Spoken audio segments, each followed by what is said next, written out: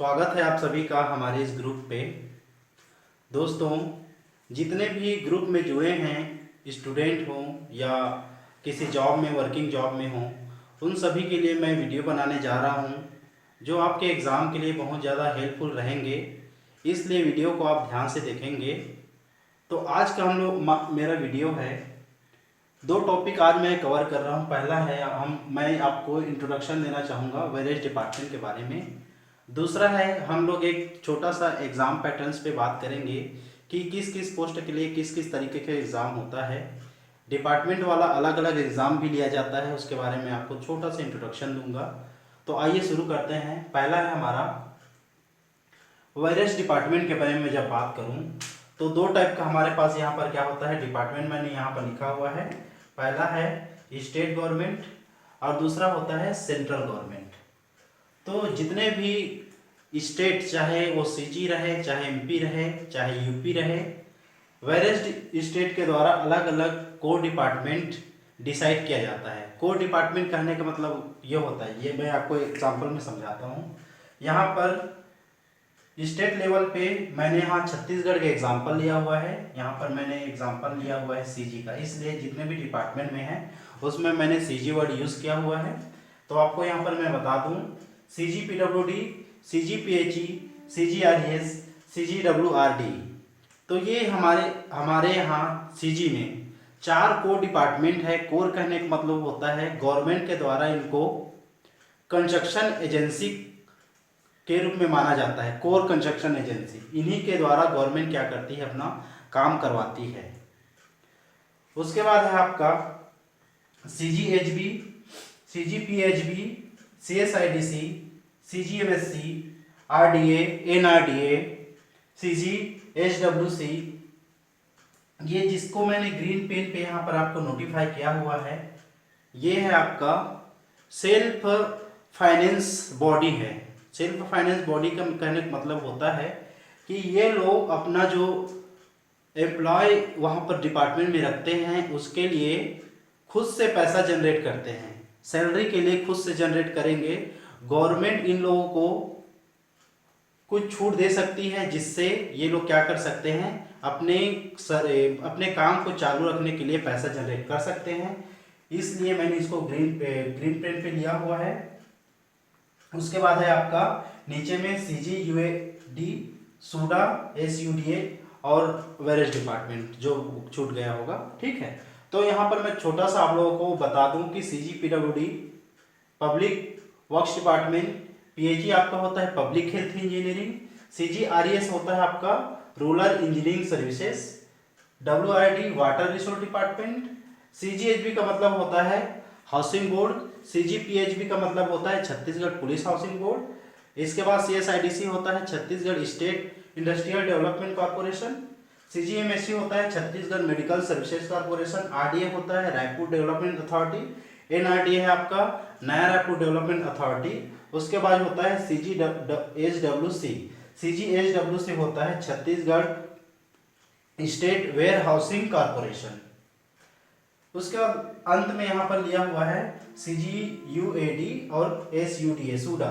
तो जो आपके जो नगरीय प्रशासन के जो काम होते हैं, यहाँ पर मैंने इनको अलग कलर में आपको शो किया हुआ है। इसका अलग मीनिंग होता है क्योंकि यह स्टेट, इसमें से 50% से ज़्यादा स्टेट फंडेड रहता है। इनके जो एम्प्लॉय रहते हैं उनको सैलरी कौन देता है, गवर्नमेंट देता है 85% तक। यहाँ पर 85% तक गवर्नमेंट देता है और जो 15% जो फंड रहता है वो लोग क्या करते हैं, खुद से जनरेट करते हैं। लेकिन इसमें 100% गवर्नमेंट अपना क्या देती है, पैसा लगाती है। और जो मैंने ग्रीन पेन पे यहाँ पर लिखा हुआ है, इसमें लोग क्या करते हैं 0%, वो गवर्नमेंट इन लोगों को पैसा नहीं देती है, लेकिन पैसे के बदले में इन लोगों को अलग से सर्विसेज प्रोवाइड किया जाता है जिससे वो लोग क्या कर सकते हैं, अपने लिए फंड जनरेट कर सके ताकि डिपार्टमेंट चलता रहे। तो इस तरीके से मैंने स्टेट लेवल पे ये सभी स्टेट पे इस टाइप के डिपार्टमेंट का कंस्ट्रक्शन किया जाता है, कंस्ट्रक्शन होता है डिपार्टमेंट में। इसका रिक्वायरमेंट रहता है, अलग अलग डिपार्टमेंट अलग अलग तरीके से इसको क्या करता है, नेम को मॉडिफाई किया रहता है, ठीक है दोस्तों। अब हम लोग चलते हैं सेंट्रल गवर्नमेंट। तो मैंने यहाँ पर सेंट्रल गवर्नमेंट का कुछ ज़्यादा एग्जाम्पल लिया नहीं है, क्योंकि सेंट्रल का जो डिपार्टमेंट होता है बहुत लिमिटेड है। ठीक है, तो यहाँ पर मैं कोर डिपार्टमेंट की जब बात करूं तो यहाँ पर जितने भी हमारे पास जो रेड कलर में दिख रहा है CPWD central public works department, CWS central water commission, उसके बाद है आपका मिलिट्री सर्विस, बॉर्डर रोड, महानगर पालिका निगम, इस तरीके से बहुत वेरियस टाइप के डिपार्टमेंट रहता है, बहुत सारा बोर्ड बना रहता है, उसमें अलग अलग डिपार्टमेंट के अलग अलग रिक्वायरमेंट रहता है। बाकी मैंने सिविल की जहाँ जहाँ पर ज़्यादा रिक्वायरमेंट रहती है सिविल की, जूनियर इंजीनियर, असिस्टेंट इंजीनियर की, उसी को मैंने इस वीडियो में कवर किया हुआ है। तो दोस्तों ये इंट्रोडक्शन पार्ट में आपको ये समझ में आना चाहिए कि आप डिसाइड कर लीजिए कि जैसे चार डिपार्टमेंट ने अपना पोस्ट निकाला है, तो आपको किस डिपार्टमेंट में जाना है उसके बारे में आपको जानकारी होनी चाहिए। उसके बारे में आप डिटेल से उसकी क्या कर लें, एनालिसिस कर लें, ताकि आपको फ्यूचर में परेशानी ना हो कि मैं इस डिपार्टमेंट में जाना चाहता था लेकिन दूसरे डिपार्टमेंट में चला गया। तो इस तरीके से ये इंट्रोडक्शन पार्ट था। अब मैं एग्जाम पैटर्न्स और सिलेबस पे बात करूंगा। ये बहुत ज़्यादा इम्पोर्टेंट है क्योंकि इसी के हिसाब से आपको एग्जाम की तैयारी करनी है। ठीक है, तो आगे बढ़ते हैं हम लोग।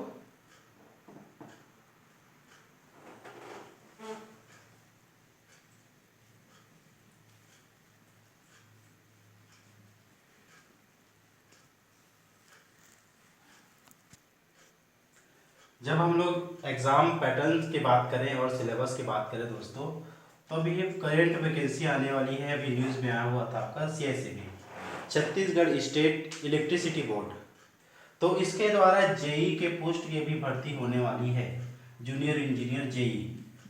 तो JEE में आपका एग्जाम पैटर्न्स की हम लोग बात करते हैं तो इसमें सिंपल सा रहता है। इसमें 80% आपका सब्जेक्टिव रहेगा और 20% आपका क्या रहेगा, reasoning aptitude, general awareness, general knowledge, ये सब क्या रहता है 20% में रहता है और 80% में आपका क्या रहता है, सब्जेक्टिव रहता है।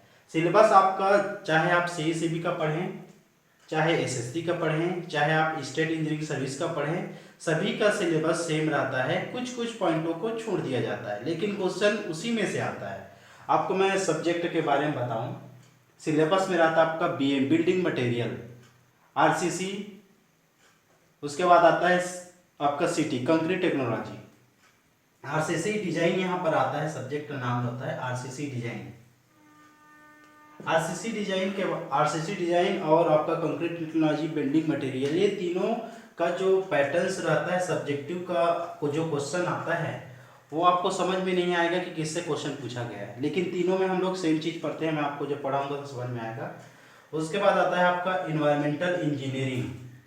इन्वायरमेंटल इंजीनियरिंग को डिप्लोमा में बोलते हैं पब्लिक हेल्थ इंजीनियरिंग, तो इसलिए यहाँ पर मैंने PhD करके अलग से इसको स्पेसिफाई कर दिया हुआ है।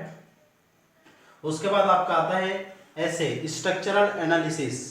डिप्लोमा में मैं आपको खास करके बता दूं कि जितने भी डिप्लोमा स्टूडेंट हैं वो लोग डिग्री लेवल से कम पढ़ते हैं, लेकिन एग्जाम पे उन्हीं के लेवल को आपको क्या करता है, क्वेश्चन पूछा जाता है, इसीलिए हम क्वेश्चन को डिग्री लेवल का ही आपको पढ़ाएंगे। स्ट्रक्चरल एनालिसिस, उसके बाद आता है आपका एरीगेशन। एरीगेशन में आपका से जुड़ा रहता है आपका हाइड्रोलॉजी। इन दोनों का क्वेश्चन जो रहता है मिक्सअप रहता है, आपको समझ में नहीं आएगा। उसके बाद आता है आपका मॉस, मैकेनिक्स ऑफ स्ट्रक्चर या मैकेनिक्स ऑफ सॉलिड बोल सकते हो। FM होता है आपका फ्लूइड मैकेनिक्स। ठीक है, उसके बाद आता है आपका स्टील स्ट्रक्चर, सर्वेइंग। तो इस तरीके से आपके जो सिलेबस जो रहता है, इतने सब्जेक्टों को आपको क्या करना रहता है, कवर करना रहता है। जब मैं इस 20% की बात करूं तो इस 20% में CECB क्या करता है, एप्टीट्यूड ले लेता है, CGGS ले लेता है, इंडिया का GS ले लेता है, और क्या बोलना चाहिए, जो अदर डिपार्टमेंट का रहता है, जैसे फॉर एग्जांपल हम बात करें SSC JEE। जब हम लोग SSC JEE की बात करें, आपको मैं CECB में अब थोड़ा सा पॉइंट बता दूं, यहाँ पर जो 100% होता है उसमें आपका 100 क्वेश्चन आपका आता है। क्वेश्चन नंबर कितना रहेगा, 100 रहेगा, 100 रहेगा। पेपर होगा आपका 100 नंबर का, जिसमें आपका 80 क्वेश्चन आपका सब्जेक्ट से रहेगा, प्लस 20 क्वेश्चन आपका रहेगा aptitude, reasoning, general awareness, general knowledge. इन सभी को मिलाकर आपका 20 रहेगा। और जो सब्जेक्ट है यहाँ पर मैंने ये आपका सिलेबस का जो सब्जेक्ट है, building material, RCC design, concrete technology, environmental engineering या PHE, structural analysis, irrigations, MOS, mechanics of structure, fluid mechanics, steel structure, surveying, hydrology और ट्रांसपोर्टेशन इंजीनियरिंग, इन सभी से आपका 80 क्वेश्चन पूछा जाएगा और 20 क्वेश्चन रहेगा वो general awareness, aptitude, reasoning aptitude, GS, इन सभी से इंक्लूड रहेगा। जब हम लोग इसके नंबरिंग की बात करते हैं तो इसमें माइनस मार्किंग रहता है 1/4 इसमें क्या रहता है आपका माइनस मार्किंग रहता है। अब बात कर लेते हैं एसएससी जेई की।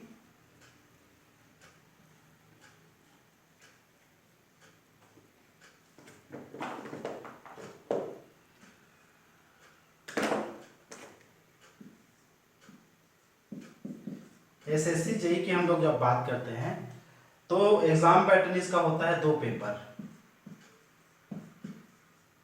पेपर फर्स्ट और आता है आपका paper second.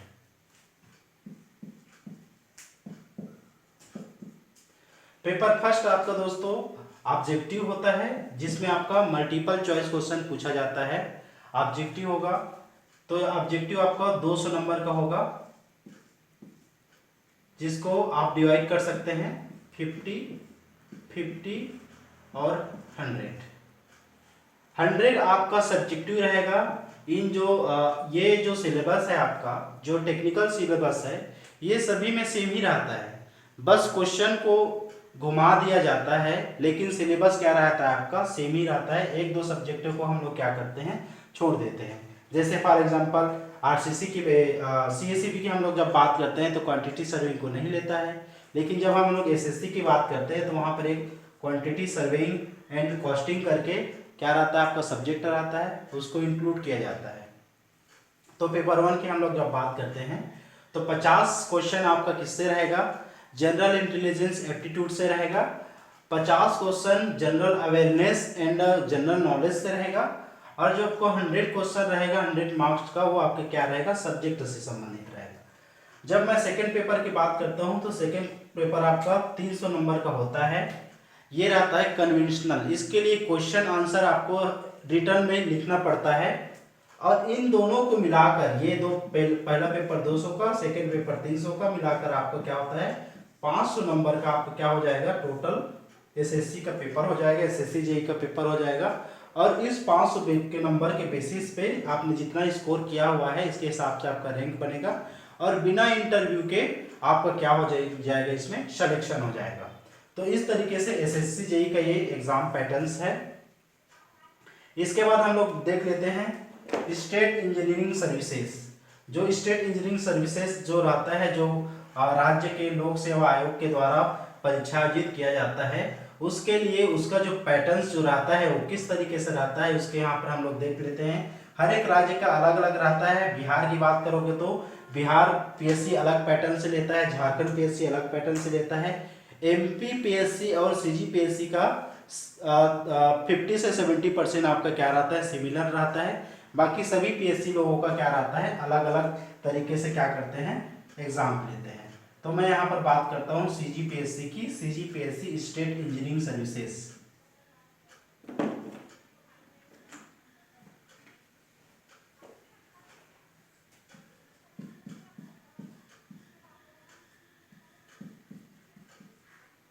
CGPSC state engineering service ये क्या करता है आपको पता होगा,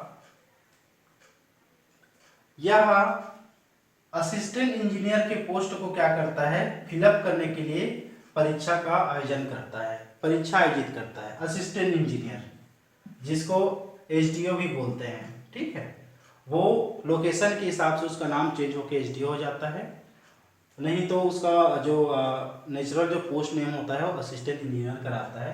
तो सीजीपीएससी स्टेट इंजीनियरिंग सर्विस की हम लोग जब बात करते हैं तो इसका एग्जाम पैटर्न होता है आपका पेपर फर्स्ट होता है, पेपर सेकंड होता है, उसके बाद आता है इसमें इंटरव्यू। ठीक है, इसमें आता है आपका इंटरव्यू आता है। तो मैं यहां पर बता दूं आपको, पेपर 1 होता है आपका 300 मार्क्स का, पेपर 2 होता है 300 मार्क्स का, और इंटरव्यू होता है आपका 75 मार्क्स का। क्वेश्चन आपको यहां पर 150 क्वेश्चन पूछे जाएंगे, इसमें भी 150 क्वेश्चन आपके क्या रहेंगे, पूछे जाएंगे। पेपर 1 हमारा होता है, पेपर 1 की हम लोग जब बात करते हैं तो पेपर 1 हमारा होता है छत्तीसगढ़ और इंडिया लेवल का, उसमें GK, current affairs, reasoning aptitude, इन सब को मिलाकर 150 नंबर का हमारे पास क्या आता है, पेपर 1 आता है। जब हम लोग पेपर 2 की बात करते हैं तो पेपर 2 यहाँ पर मैंने जितने भी सब्जेक्ट गिनाए हुए हैं उन्हीं को मिलाकर 150 क्वेश्चन इसमें आता है और उसका नंबर आता है 300। ठीक है, तो टोटल आपका 600 नंबर का आपका क्या हो जाएगा, पेपर 1 और पेपर 2 दोनों मिलाकर। उसके बाद आपका 75 नंबर का इंटरव्यू होता है। तो टोटल यहाँ पर हम लोग बोल सकते हैं कि टोटल कितना हो गया, 675 नंबर का सीजीपीएससी द्वारा, सीजीपीएससी स्टेट इंजीनियरिंग सर्विसेज के द्वारा क्या होता है, परीक्षा का आयोजन किया जाता है। ओके, अब आगे बढ़ते हैं हम लोग सीजी व्यापम की बात करते हैं। तो सीजी व्यापम का दोस्तों एग्जाम पैटर्न बहुत सिंपल है। इसमें इसका जो सिलेबस जो रहता है बहुत कम रहता है, इसको आसानी से आप 2 से 3 महीने में क्या कर सकते हैं, कवर कर सकते हैं। तो हम लोग बात करते हैं सीजी व्यापम।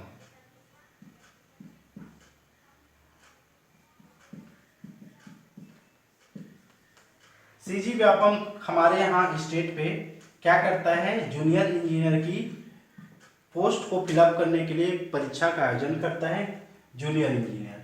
तो इसमें सिंपल सा होता है आपका एग्जाम पैटर्न की हम लोग बात करते हैं तो 150 नंबर का 150 क्वेश्चन इसमें क्या आता है, क्वेश्चन आता है किससे, आपके जो सब्जेक्ट है यहाँ पर इसी सब्जेक्ट से आपको क्या किया जाएगा, क्वेश्चन पूछा जाएगा।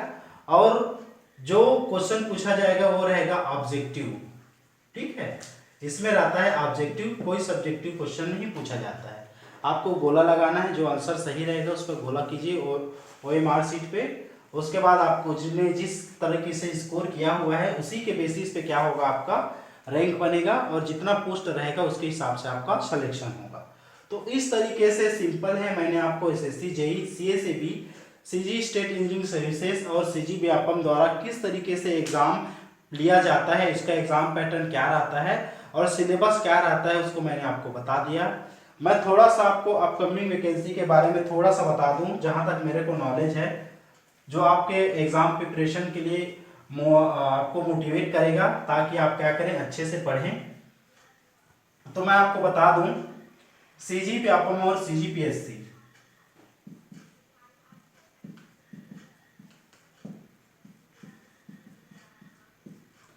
सीजी व्यापम में करंट जो इसकी अपकमिंग वैकेंसी है, मैंने तो इसके बारे में ज़्यादा मेरे को नॉलेज नहीं है, लेकिन जिस तरीके से मैंने न्यूज़पेपर पढ़ा हुआ है उस हिसाब से यहाँ पर 2-3 ऐसे डिपार्टमेंट हैं जहाँ पर आपके वैकेंसी की आने की बहुत ज़्यादा संभावना है और वो भी बहुत ज़्यादा पोस्ट पे आएगी। तो सबसे पहले आपका आता है WRD,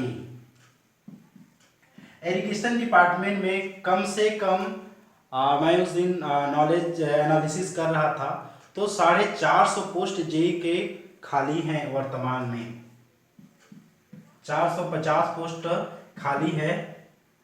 अब इसमें से उस डिपार्टमेंट के द्वारा कितना फिलअप किया जाएगा और अगले 2 साल में यहाँ पर कितने, जो 1800 JEE काम करते हैं यहाँ पर, टोटल 1800 JEE से आप अनुमान लगा लीजिए कि 2 साल के इंटरवल में कम से कम 200 से 300 JEE क्या हो जाएंगे, रिटायर हो जाएंगे। तो इस तरीके से जो वैकेंट सीट है वो बहुत ज़्यादा हो जाएगी। वैकेंट सीट आपका 600, 650, 700 के आसपास हो जाएगी। तो व्यापम इसके लिए जल्दी से जल्दी डिपार्टमेंट इसी के थ्रू से कराएगी अपना भर्ती। तो 400 तो करंट में खाली है और 200-300 आपका रिटायरमेंट आ जाएगा। तो इस तरीके से बहुत ज़्यादा अमाउंट में WRD में क्या आने वाला है, जेई का पोस्ट आने वाला है। Water resource engineering department, water resource department. तो इस तरीके से आपका पोस्ट के बारे में है। सेकंड है आपका public health engineering. Public health में ज़्यादा पोस्ट आने की संभावना नहीं है, लेकिन यहाँ पर भी आपके 100 से 105 पोस्ट के आसपास आप यहाँ पर सब इंजीनियर के पोस्ट क्या है, वैकेंट है। जब RES की बात करते हैं, रूरल इंजीनियरिंग सर्विसेज की बात करते हैं, तो यहाँ पर भी बहुत ज़्यादा रिटायरमेंट है और वैकेंट सीट है। कम से कम यहाँ पर 420 के आसपास पोस्ट क्या है, वैकेंट है, जो अभी भी फिलअप नहीं है, करंट में खाली है। तो इसमें वैकेंसी आने की संभावना है। उसके बाद आता है आपका PWD अभी करंट में वैकेंसी इसकी विवादित है, अभी भी इसका वैकेंसी सिलेक्शन होने के बाद भी यह पोस्टिंग नहीं दिया है।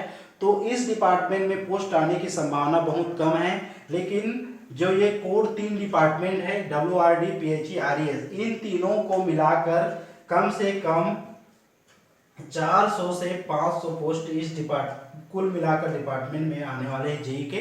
कभी भी आ सकते हैं, मैं आपको एग्जैक्ट टाइमिंग नहीं बता सकता। ये जनवरी में भी आ सकता है, फरवरी में भी आ सकता है, दिसंबर में भी आ सकता है। तो इस तरीके से आपको अपने पढ़ाई में एक कंटिन्यूटी बनाकर रखना है। जब मैं बात करूं आपको CGPSC स्टेट इंजीनियरिंग सर्विस की, ACS की बात करूं तो ACS में करंट में अभी 89 पोस्ट का प्रोसेस में है। 89 पोस्ट की भर्ती का अभी प्रोसेस चल रहा है। और अध्यक्ष महोदय के द्वारा न्यूज़पेपर के माध्यम से पता चला है कि वेरियस डिपार्टमेंट, जिसमें आपका PWD है, RES है, PHE है, आपका WRD है, CGMSC है, CG हाउसिंग बोर्ड है, उसके द्वारा यहाँ पर अभी तक 90 से ज़्यादा पोस्ट की वैकेंसी आ चुकी है। CGPSC में इसकी भर्ती की प्रक्रिया प्रोसेस में आ जाएगी। जब हम ये अभी ACS CGPSC ACS 2020 कंप्लीट होगा, उसके बाद CGPSC ACS 2021 ट्रेनिंग में आ जाएगी। इसकी वैकेंसी जल्द से जल्द नवंबर-दिसंबर में आने की संभावना है। अध्यक्ष महोदय द्वारा बताया गया है कि पोस्ट बढ़ने की संभावना, पोस्ट बढ़ाने के लिए डिपार्टमेंट के द्वारा लेटर भेजा गया है, इसलिए उस वैकेंसी को अभी पेंडिंग रखा गया है। नहीं तो वह वैकेंसी अभी आ जाता। तो आप लोग चालू हो जाइए किसके लिए, तैयारी करने के लिए। तो इस तरीके से दोस्तों मेरा पहला वीडियो आप लोगों को मोटिवेट करने के लिए था कि किस तरीके से एग्जाम लिया जाता है। वेरियस डिपार्टमेंट के द्वारा जो एग्जाम एजेंसी जो रहती हैं, वे किस पैटर्न्स पे लेती हैं, किसमें माइनस मार्किंग रहता है, किसमें नहीं रहता है। ACS में आपका 1/3 माइनस मार्किंग रहता है, आपको बताना भूल गया, ठीक है। 1/3 इसमें क्या रहता है, माइनस मार्किंग रहता है। बाकी जितना भी रहता है उस सभी में क्या रहता है, आपका 1/4 रहता है, ठीक है। तो इस तरीके से आप लोग एनर्जेटिक हो जाइए। 1-2 दिन बाद मैं अपना पहला लेक्चर डालने वाला हूँ, बिल्डिंग मटेरियल से बनाने वाला हूँ। तो आशा करूँगा कि मेरा वीडियो आप लोगों के लिए हेल्पफुल रहेगा। Thank you.